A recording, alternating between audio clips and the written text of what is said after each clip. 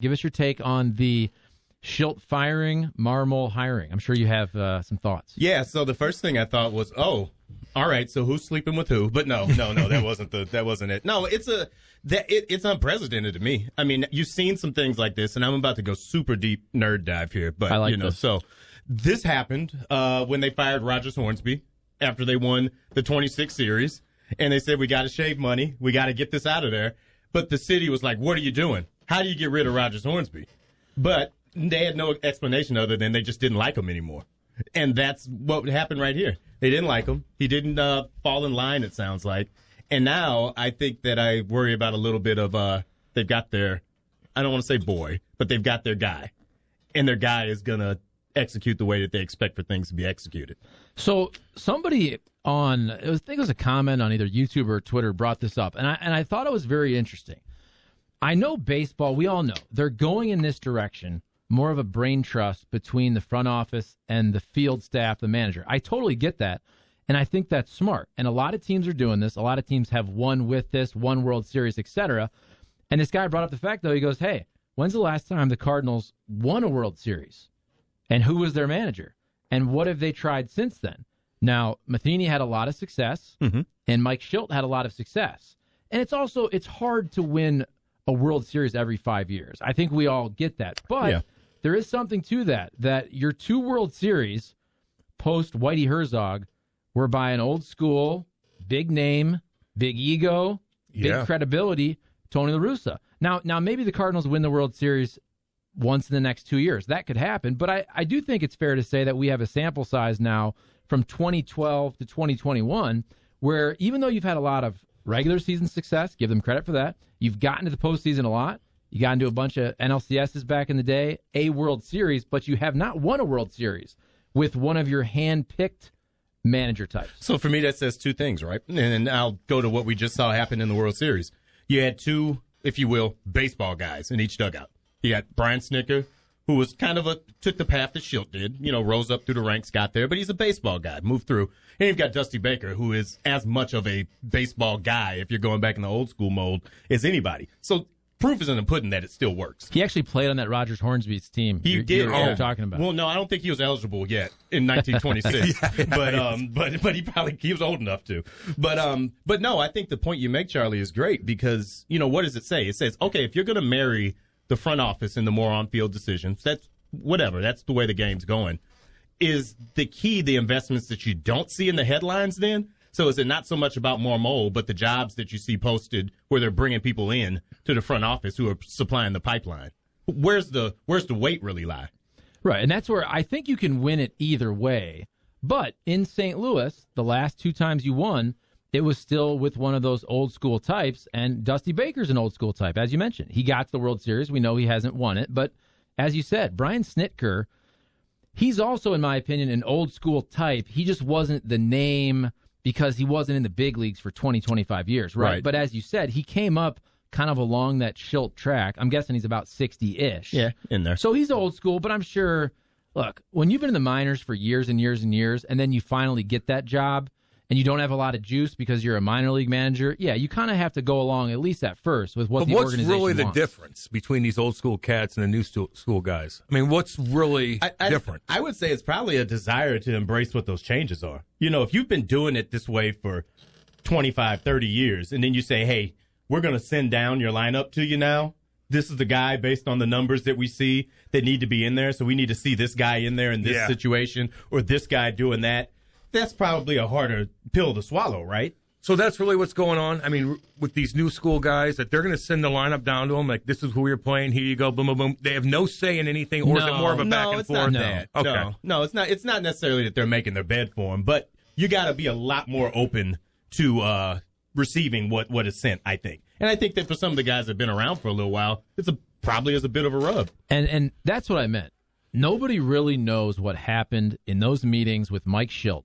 Either what he said, if he challenged the front office, if other folks said, hey, we don't like the way he's treating so-and-so. And Cardinals, if you're listening and you don't want people to speculate, you didn't really tell us what happened. Yeah, so that's what we're going to do.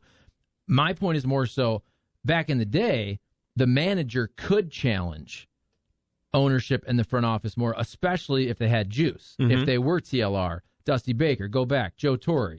You can go way further back. So I think, look, if Mike Shildt had 2 World Series under his belt, he probably would have stayed.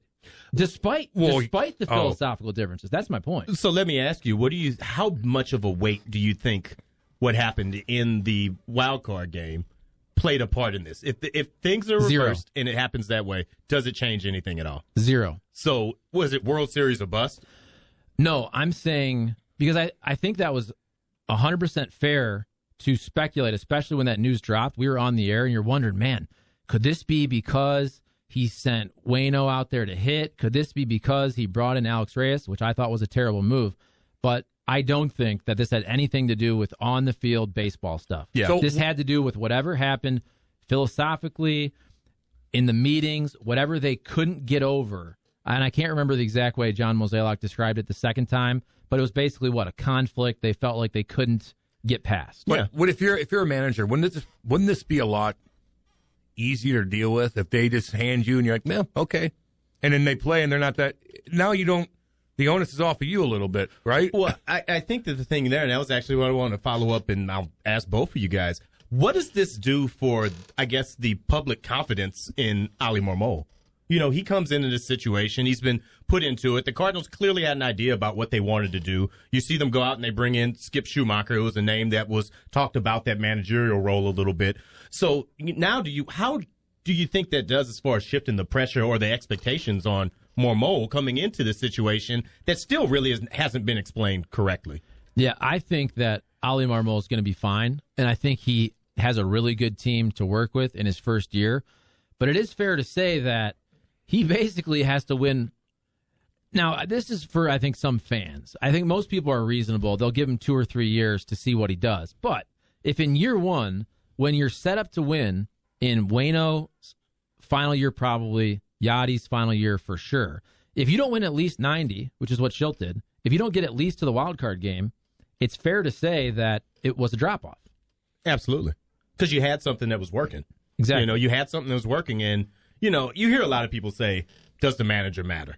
You know, does it matter? Is it just the guys that are on the field? I think it does. I mean, Cam, you could tell me. I'm sure you've had guys that have sat there that have meant more to you as far as their message and what they My did. manager in baseball is my daddy. Well, at the end of the day, I know his message matters. I know him. But at the end of the day, you know, how big of a difference does it really make who's delivering the message when you got to go out there and do it? Well, in baseball, it could be different. In hockey, you need to play for your coach. And, you know, you could have your differences, but you got to respect the guy, you know.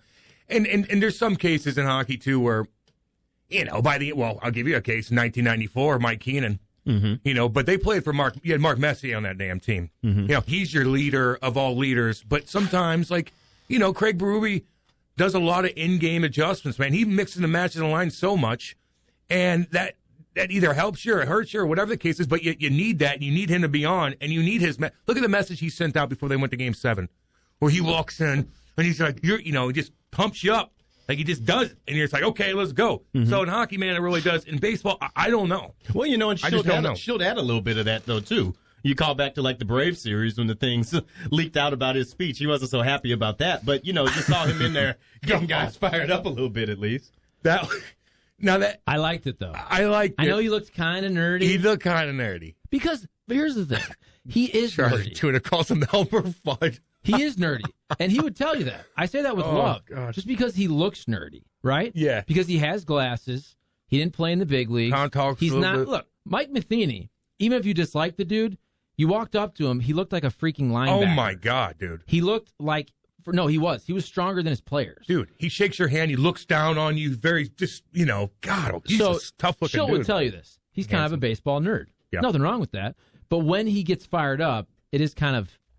It's a different look. It's different. It's not. When he's saying they F with us, we're going to F with them. It's kind of fun. Okay. You know, I know. And I like Shildt. Don't get me wrong. I hear you on that. But, God, what was I going to say, too? Let me get to the text line, 855-282-8255. Jobu chimes in and goes, guys, I think they had their minds made up to go in a different direction prior to the 17-game winning streak. The 17-game winning streak threw a wrench into the plans. Rock, you're shaking your head. Maddie, what do you think? I don't know. It sounded like it's been in the blood's been in the water for a little bit, so I don't know. That's why I just asked Charlie. I said, does a World Series even change it at this point? And because it feels like to do something that sudden, that just unforeseeable. I mean, Shildt's a coach as a manager of the year finalist. I know. I mean, I don't know. It had to be something they already had their foot down about.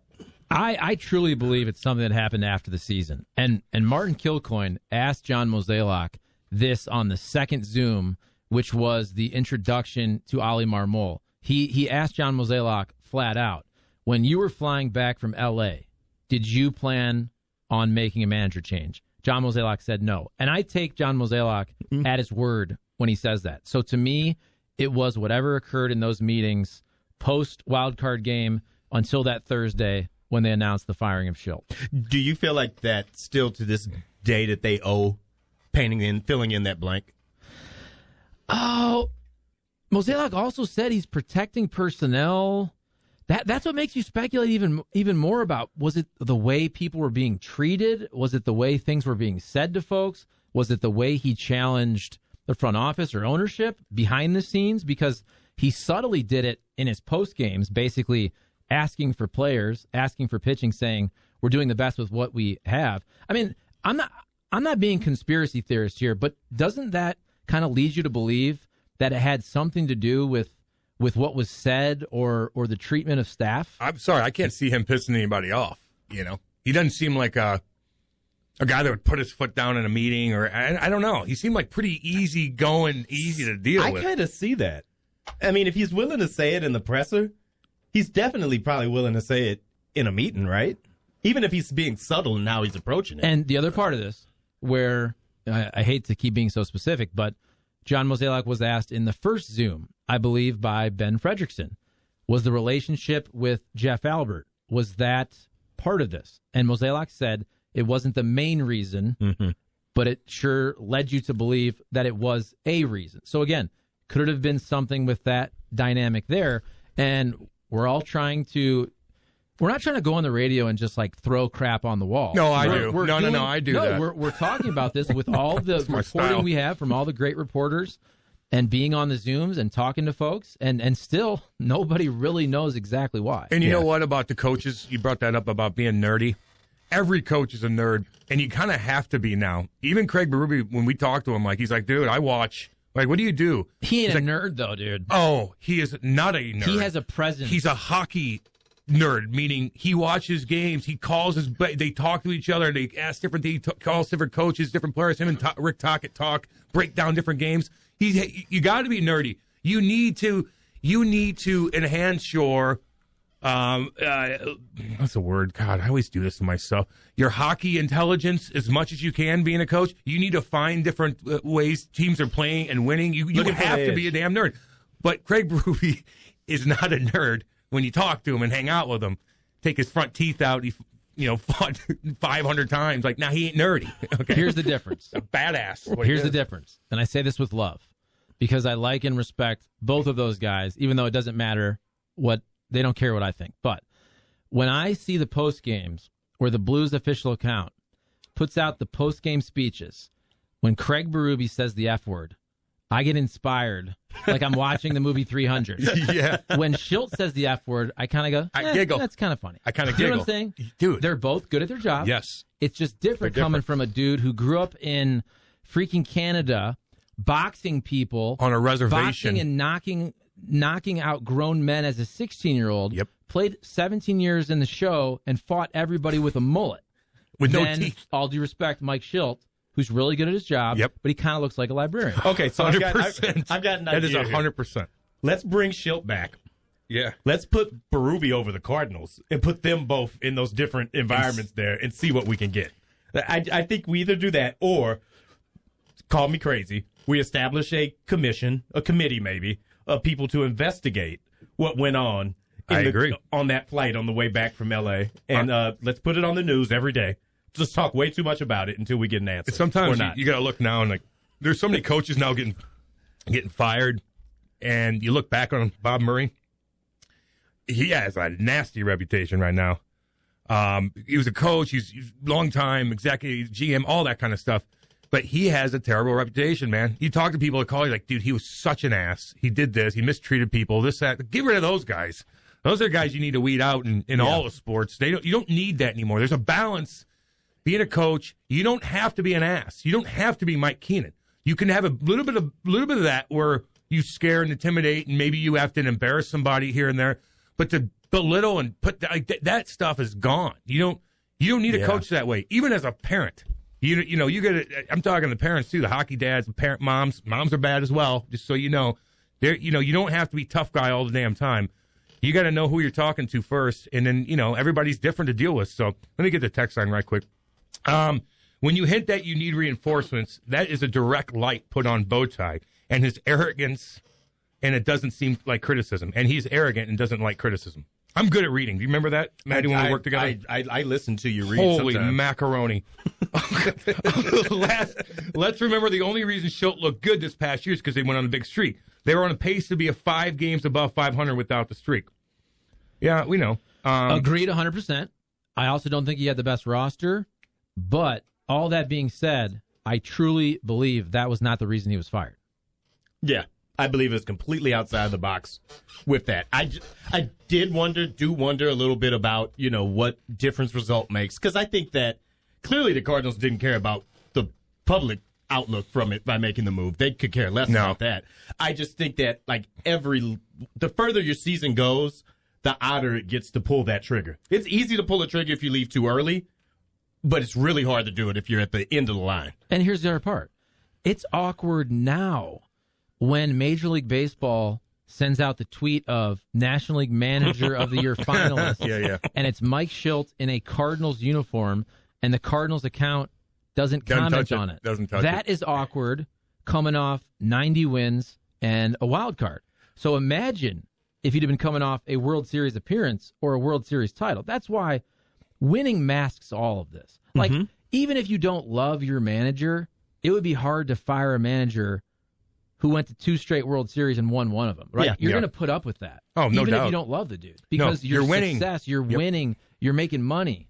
In the end, you winning games, again, just like you said, which I don't like to use the word mask anymore, but it covers something. Look, the point is, if because you win, of COVID, you don't like saying mask? Yeah, I just hate mask. But I think that winning, no matter what, you'll deal with the little things. You kind of know each other. If you're winning, it just doesn't matter. Let me get to this real quick. And Bowtie, by the way, he's got his own little, with the sweater. It's like, I was waiting on Mike Gersh's commentary. Actually, what's he doing these days? What is he doing? I'm always curious. What is he doing? I'm always curious. Chris from Hanging Springs. Hey, buddy. Shildt was screwed by King Bowtie, given pitching injuries and Carp and DeYoung issues. Shildt won, and winning is all that should matter. I'd also like to mention that he overcame having Matt Carpenter on his roster for an entire season, too. Is he a Hall of Famer? Cardinal Hall of Famer, I should say. Cardinal Hall of Famer? Probably, yeah. Really? I think so. Okay. 100%. 100%. Turnabout's fair play, but he also was probably the main reason that Edmundo Sosa didn't see major playing time until much later than he should have. You mean the future starting shortstop for the Cardinals for the full season next year, Edmundo Sosa? That was Matt Whitener who made that comment about the Cardinals not making a move for a shortstop this offseason. That was Matt Whitener. I wanted to get there at some point today. I'm glad we got that in. May I just say, though, Yeah. about the shortstop position, if the Cardinals are not going to make a big splash, and it seems like they won't, which, even though I disagree with that, I understand it. If they don't make a splash and get one of the big dogs, Royce Clayton. Okay. Well, then Paul DeYoung should come back. And I'm not saying that because I love Paul DeYoung, but also Edmundo Sosa was really good for how many games? 100? And maybe he's going to be really, really good. Paul DeYoung is not making that much money. I know he got one of those deals early, but if you're not going to go for a big dog shortstop, I'm fine with having Paul DeYoung as a backup shortstop with some potential upside. Maybe as a pinch hitter. Look, I know his last year was not very good. He's hit 30 homers before. Yes. He was an All-Star a couple years ago. Now, that was because the Cardinals needed one All-Star. I get it. The But still, charity All-Star. He's not a bad, I like those. He's not a bad backup shortstop. Yeah. Absolutely not. The Cardinals also have a flexibility thing they need to pay attention to up the middle, too, because Nolan Gorman is imminent. He's going to be here unless, something happens as far as them making some really big move this offseason, which it's hard for me to see them doing that with him being involved in it at least. So, what does that mean for Tommy Edman? What does it mean for, for Sosa, for DeYoung, roster flexibility? I think up the middle, they got to stay fluid. So I wouldn't be completely upset if they didn't add something at shortstop. That being said, it's a lineup that definitely needs to find some way to get over the hump and to get out of the valley that it seems to live in a little too much. I'm sorry, have you not heard of Juan Yepez? Where do you want to play him at? Do you want to put him at shortstop and let him be target practice? Juan? He had two home runs last night in the AFL. Juan Yepez is a name that I use when I go out with Cam. Juan? That's your, what was Michael Vick's one again? Ron Mexico. That's your Ron Mexico's Juan Ron Yepez? Mexico. I played hockey with him back in the day. Isn't that weird? It was Remember Michael Vick. It was Michael Vick with a glasses and mustache. Ron Mexico. That's so funny. He was a tough guy too. Kapler will win Manager of the Year. There will be a lockout, and we all should not forget about that. That's from Jobu. I think that's in play. I don't know. There will be a lockout. It's just a matter of, will there be an extended labor issue that actually costs part of the season? I think everybody agrees there's going to be a lockout during the off season. I think we could be looking at something like because these issues they've got seem like there's some sticking points on both sides. I think we could be looking at like a 140-game season. Let me get the hockey Bob one because I know text time is going to blow up on him because it's a long one. Cam, have you seen or noticed how disrespectful many young kids, millennials and Gen Xers, are today? Most have little to no respect for those in charge of them. It's because they get coddled too much. They need, capitalized, tough love. No, he said they need touch love and tough coaching. What does that mean? Look how far DP57 has professed from his earlier days in the NHL with his white skates and selfish attitude. He still has white skates. I guarantee you he endured tough coaching along the way. What? So, touch love? Well, don't say that. Don't say that again. He said touch love. This is why I always tell people, listen, guys, we'll read your text. Please just try to do a proofread. Let's get rid of these typos. Don't confuse me. Come on now. And Jackson, you need to slow down over there on that pizza eating, homeboy. No, I'm looking at you. I'm looking at you because I want to take some of it home. Let's see here. Erica Switch Weston. Seager is the best fit at shortstop, being a left-handed bat, but I think Simeon is better value to get. Dude, that's what he's doing. Tough love. There you go. Thanks, Hockey Bob. Hockey Bob, please Uber into oncoming traffic. Well, then you're going to kill somebody else, so you might as well just go off a bridge or something. DeYoung career average, 246, OPS 756. He's not that good. Yeah, we're talking about a backup. I just said that. Backup. Speaking of making a big splash, Hockey Blob, please cannonball off the Eads Bridge. Okay, there you go. That's what I want to bring up. All right.